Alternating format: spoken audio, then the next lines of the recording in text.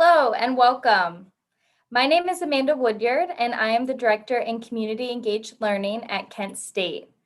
I hope that the first part of your Common Conversation experience really helped you to clarify what you hope to accomplish this semester and how to set yourself up for a successful Kent State career. We've designed this next block of time to build on the previous conversation and to make it easier for you to pursue those commitments that you've established. We've asked some pretty incredible people associated with different community organizations to join us today so that you can hear directly from them about their transformative experiences with the hope that it can spark some ideas about how you can follow through with steps for action. Service and philanthropy is a huge part of the culture here at Kent State. In fact, the university was started in 1910 after William Kent donated 53 acres of his farmland. So that's the land that you can call home now, and would later become the university that you now attend.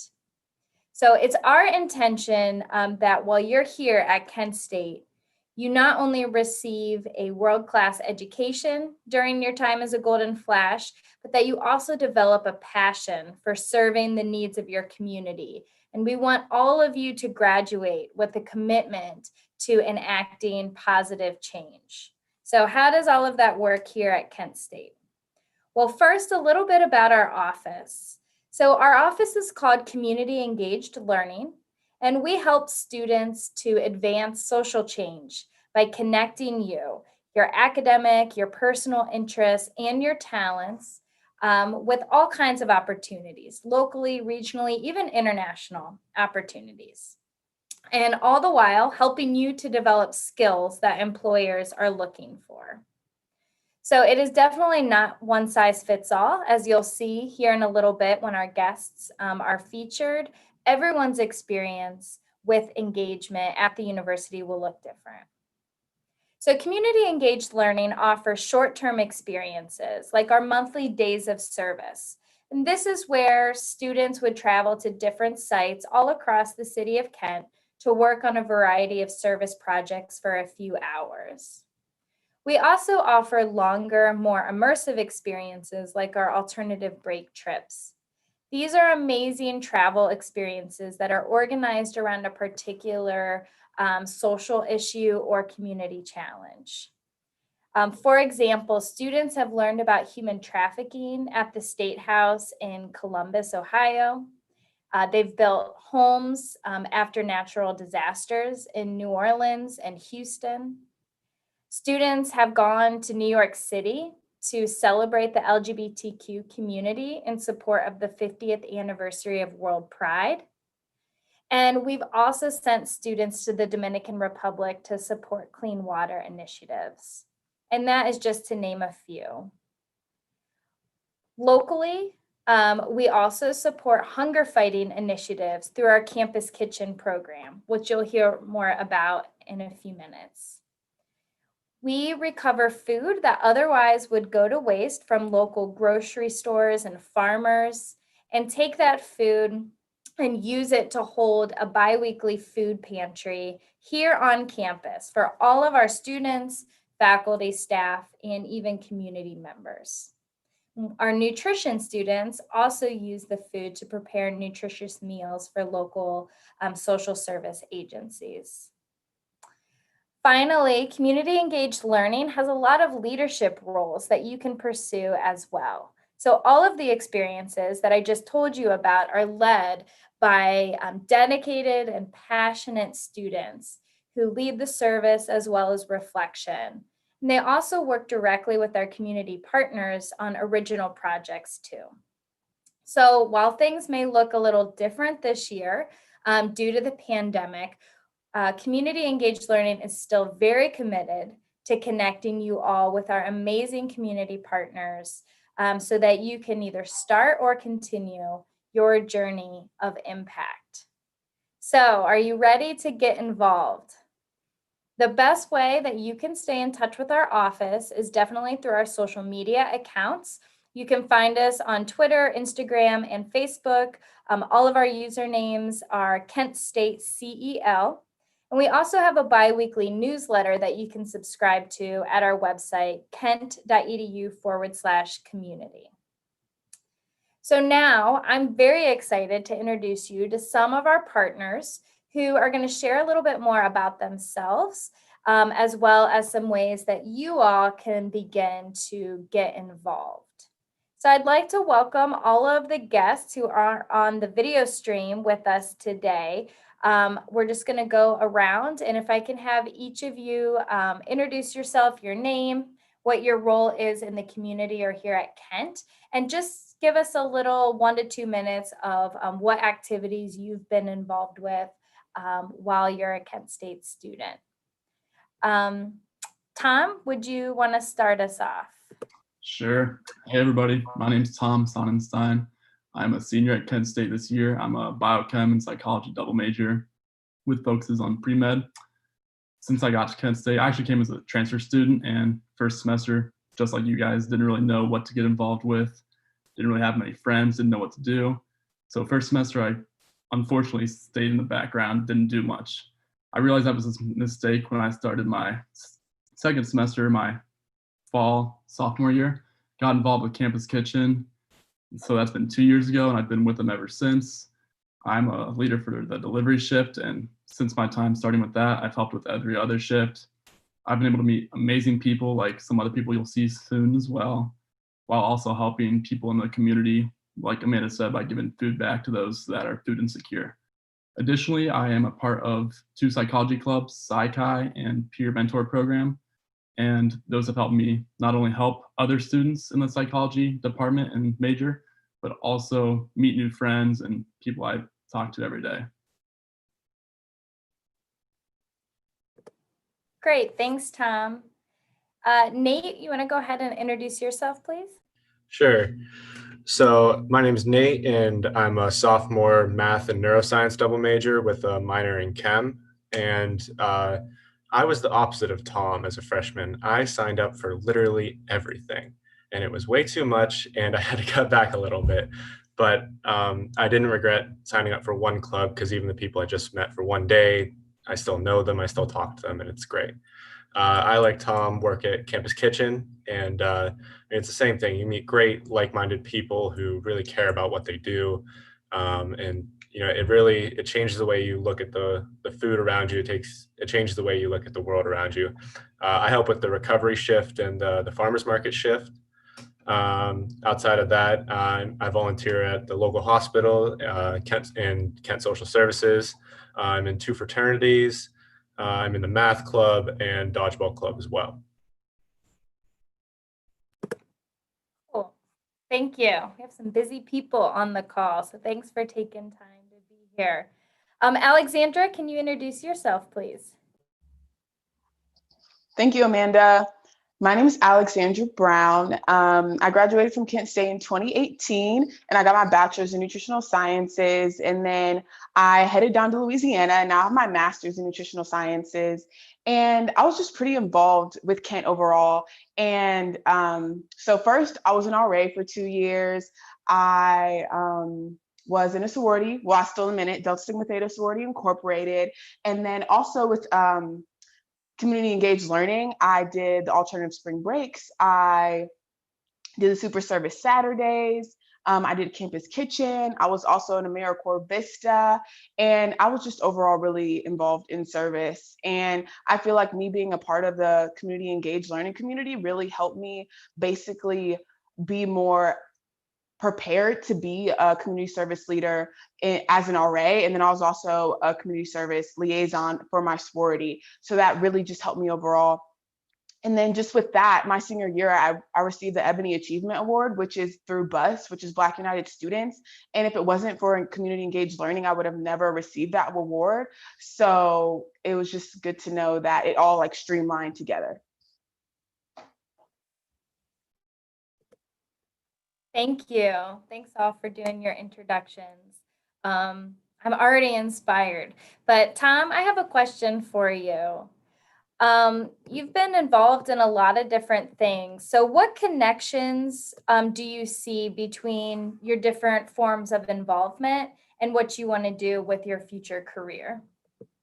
So like I said, I am a pre-med major and I actually start med school next fall at Neomed. And Neomed's one of their bigger mission statements is helping the underserved in North East Ohio. And through Campus Kitchen, I'm able to do that both directly through some of my shifts, like our past Akron shift, taking food to Akron, directly involving myself with the homeless and those who are food insecure there. But I'm also able to do it indirectly through our food recovery shifts by just receiving food, going through it, organizing it. And it's nice to be able to do both ways and see hands-on what you can do.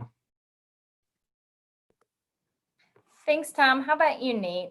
Do you see a direct connection between like the skills that you're learning through all of your involvement and your future career? Well, I think, especially this early, it's really easy to lose sight of your end goal when you're just in the middle of everything. And like retrospect, all the experiences I've had with, Campus Kitchen, it's made me a better people person, especially. It's made me more understanding, more sympathetic. It helps me understand my fellow man, my fellow neighbors, the people who I didn't know were struggling, but that lived right next to me. And I think those are good life skills, no matter what career you're going into. Is if you're a better person, you're going to be more successful. You're going to be that's the only way to be in my mind, and that's what Campus Kitchen gave me. Tom, I'm going to throw it back to you for a minute. You talk a lot about serving others.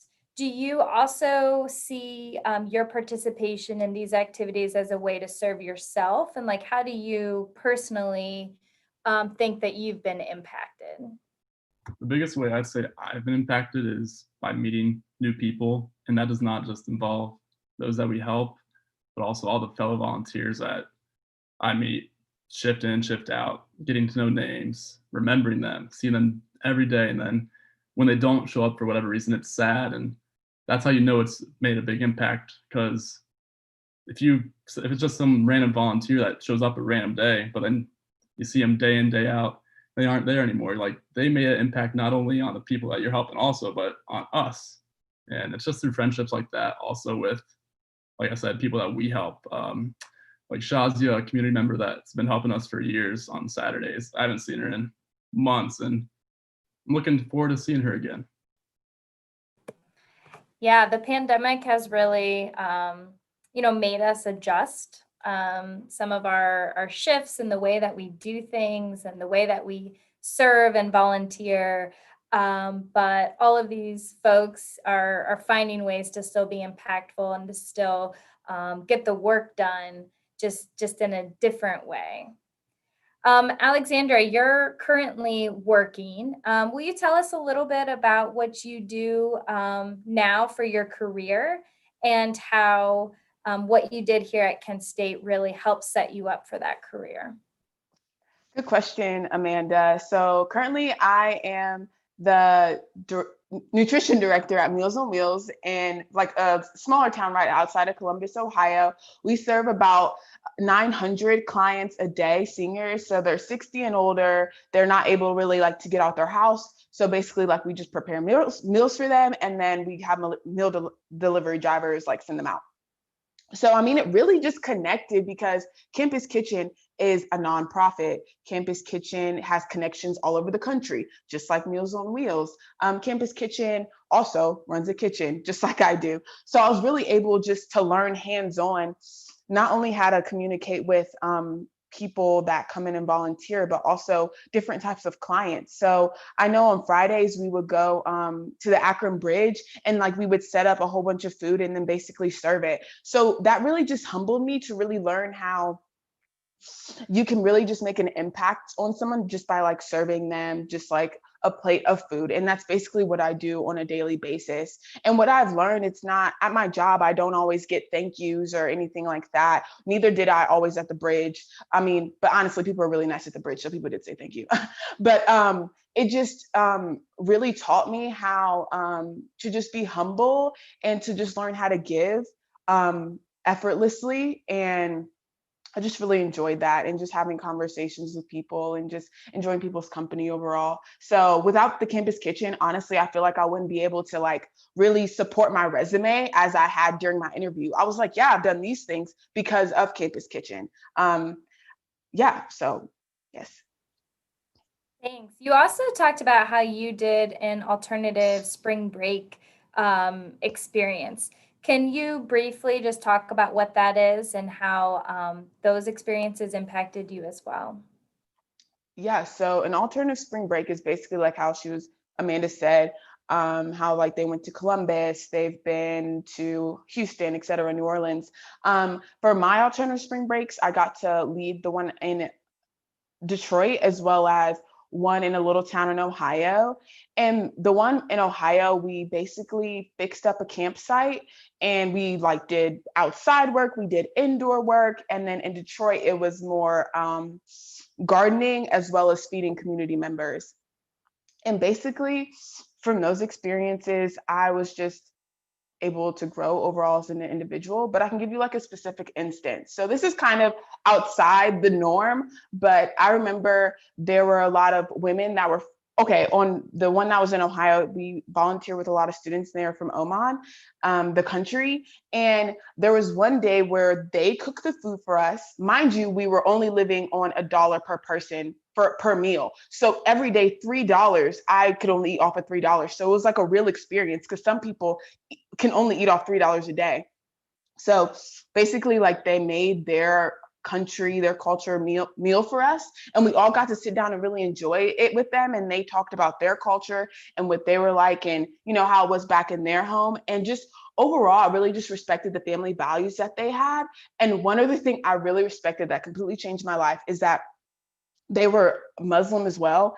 And 3 times a day they would pray. It didn't matter what we were doing, but they would make sure that they stopped and prayed. Like at 6 a.m., their alarm went off and they prayed. And I mean, just for when it comes to spiritual purposes, I mean, that really just taught me how I could be so dedicated, how it just allowed me to respect how dedicated somebody could be to what they believe in. And that really taught me that I could be dedicated to whatever I put my mind to. Thanks. I think I was on that experience with Alexandra, and I agree. It was a very life-changing and rewarding experience. So thank you for sharing about that.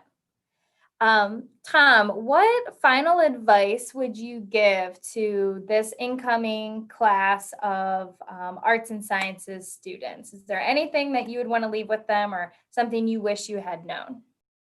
I think they should be in between Nate and I. Like Nate said, he dove right into every club organization as a freshman, and meanwhile I did not.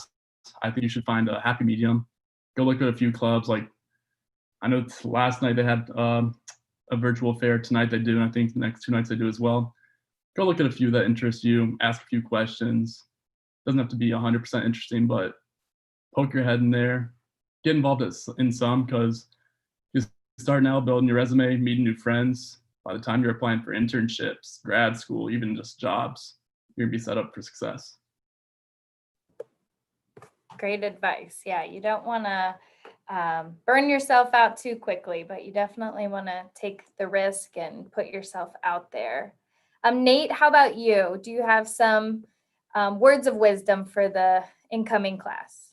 Well, it's probably going to be about the same, but just don't be scared to get out there. I mean, when you go to a new club, you can't go in thinking I'm not going to like this, or like I'm scared, or like I'm just going to try it once and then leave. Go in and really try to experience it and try to feel what they're feeling and get what they're trying to do there. And it really makes the experience a whole lot better. And I promise you, all of my best friends are from all these extra clubs and stuff, not from my classes. I mean, classes you go and then you come back, and now you don't even see the people in person for most people. So this is really where you're going to find your family. Thank you. And Alexandra, do you have some parting words as our alum that's here to talk today?